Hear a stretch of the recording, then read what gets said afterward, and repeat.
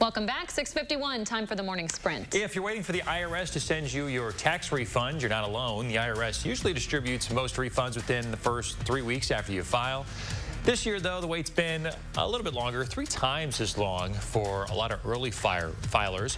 The reason is because of manual processing. It's because of the $900 billion stimulus package signed into law in December. It didn't give the IRS enough time to get ready for some of the tax code changes. Roku users might not have access to YouTube TV anymore.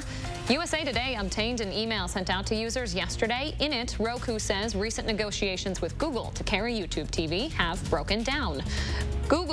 Roku says Google, which owns YouTube, has unfair terms that could harm users. YouTube says it's working in good faith with Roku on a deal to benefit everyone. An online food publication is cutting out beef. Epicurious says it's not anti-cow, but pro-planet, citing the amount of greenhouse gas emissions from livestock. Beef will no longer show up in Epicurious's recipes, articles, newsletters, or social media. The company says recipes that already include beef will stay on the website. Happening today, President Biden expected to announce new CDC guidelines when it comes to wearing masks outdoors.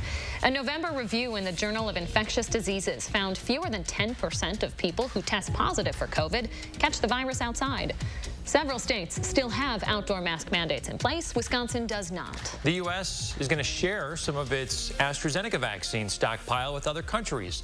The White House says as many as 60 million doses will become available once the FDA grants the vaccine emergency use.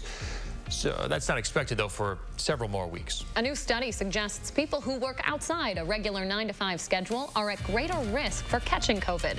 British researchers believe the odd hours impact the body's circadian clock, weakening its immune system. Researchers found shift workers are nearly 2.5 times more likely to test positive for COVID. West Virginia's governor offering younger state residents a $100 savings bond if they get vaccinated. It applies to people between 16 and 35 years old. Earlier this year, West Virginia led the U.S. in vaccinating its population, but now they are basically on par with the rest of the nation. The governor says the state will use federal emergency funding from the CARES Act to back the bonds. New estimates show roughly 15% of pregnancies worldwide end in miscarriage every year. Miscarriage is common. 1 in 10 women will have one in their lifetime. Researchers say a new system is needed to make sure they're better recognized by doctors and women are given the physical and mental health support they need. Protests continue in Elizabeth City, North Carolina, where sheriff's deputies shot and killed a black man last week. The family of Andrew Brown Jr. got to watch 20 seconds of the body camera video yesterday. Attorneys say they want all of it released to the public. Attorneys for former Dallas police officer Amber Guyger are scheduled to appeal her murder conviction today. She shot and killed her neighbor, Botham Jean, back in 2018. Guyger says she entered his apartment by mistake and thought he was an intruder in her apartment. In 2019, Guyger was convicted and sentenced to 10 years in prison. Her attorneys argue she should have been charged with criminally negligent homicide. That usually carries a maximum sentence of 2 years. New this morning, a St. Louis man facing charges for bringing a loaded handgun into the Dane County Regional Airport. It happened yesterday around 5 o'clock in the evening. Security officers found the handgun in Quadricius Sanford's luggage at the airport at the security checkpoint. He does not have a concealed carry permit. Apple users now have more control over how they want apps to use their personal data. iOS users will now have to give explicit permission for apps to track their behavior and sell their personal data. That includes things like age, location, spending habits, and health information. Many apps have allowed people to opt out for years, but it's typically buried in user settings and privacy policies.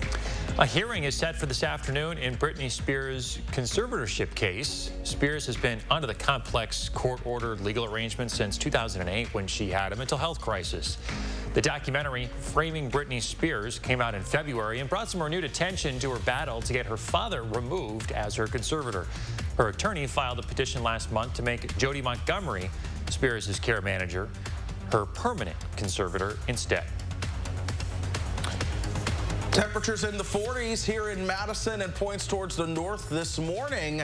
Meanwhile, things are a lot warmer as you look at temperatures towards the south. Check it out. 64 in Janesville right now, 61 in Mineral Point, even Watertown at 57. So you see, we've got a warm front, and that warm front is essentially stalled out right about here.